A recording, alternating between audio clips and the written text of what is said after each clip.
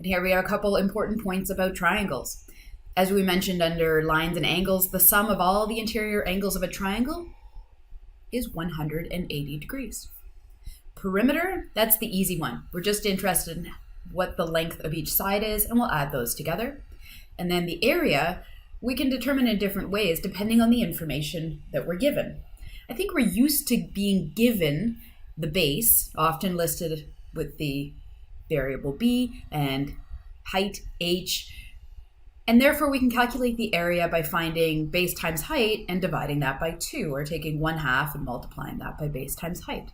I recall that you can manipulate these formulas, any of the ones we're going to look at, in whatever way you need to. So this could also be expressed as base times height divided by 2, and that's just multiplying numerators and multiplying denominators. Or if we don't know what the height is, but we do know all three sides, we can use Hero's formula to find the area. For Hero's formula, A, B, and C are the three sides of the triangle.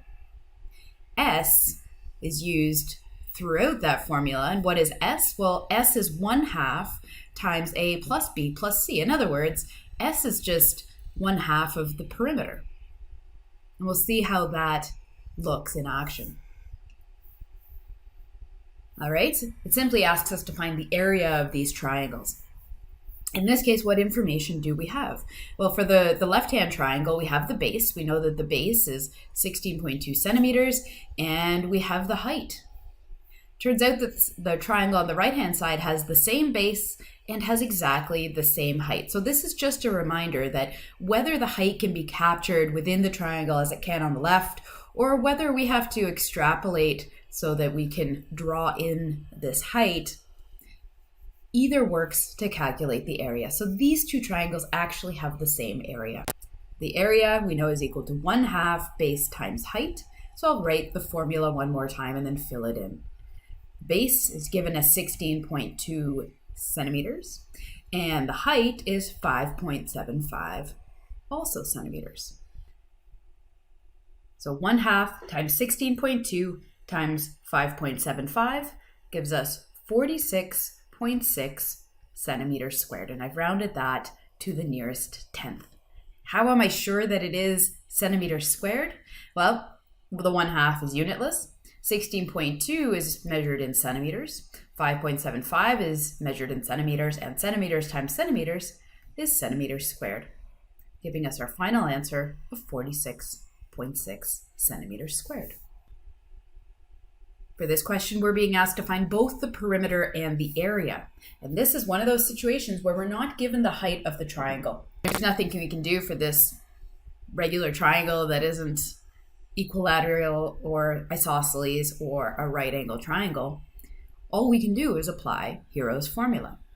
So here's Hero's formula again. It tells us that the area is equal to the square root of this whole mess, S times S minus A times S minus B and S minus C, where A, B, and C are the three sides. So I'll label these. It doesn't matter which one is A, which one is B, and which one is C. However, what we do need to calculate before we can keep going here is the value of S. And S is 1/2 of the perimeter, or 1/2 the sum of the three sides. So that's 1/2 2.56 plus 3.22 plus 4.89. And that's all in meters. Meters plus meters plus meters is still meters. Divided by 2 or multiplied by 1/2, however you're calculating it, is 5.335 meters. I've already decided, and it's not indicated here, so I get to choose. I've already decided that I'm going to round my answer to 1 decimal place, so I've kept 2 additional decimal places in any intermediate step. So I want to make sure that I don't round intermediate steps. I want to save that for the final answer.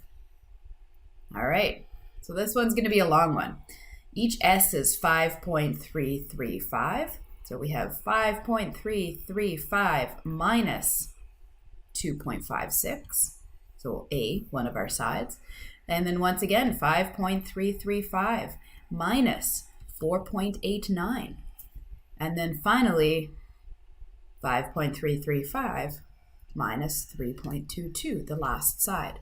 I should extend that radical so that it does encompass everything underneath. Now this is just number crunching, and in fact, if you're using brackets appropriately with your calculator, you can do this all in one go.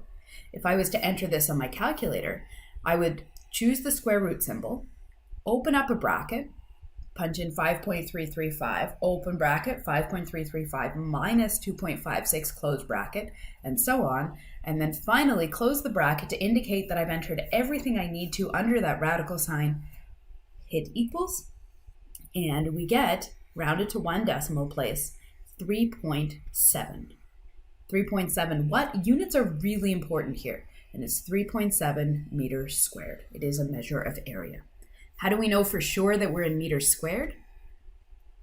Let's have a quick look at the units that are given. So S is always given in meters. So we have meters.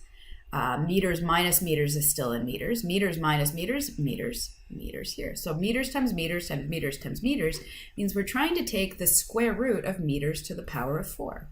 What times itself twice gives me m to the power of 4? Well, the answer to that is m2.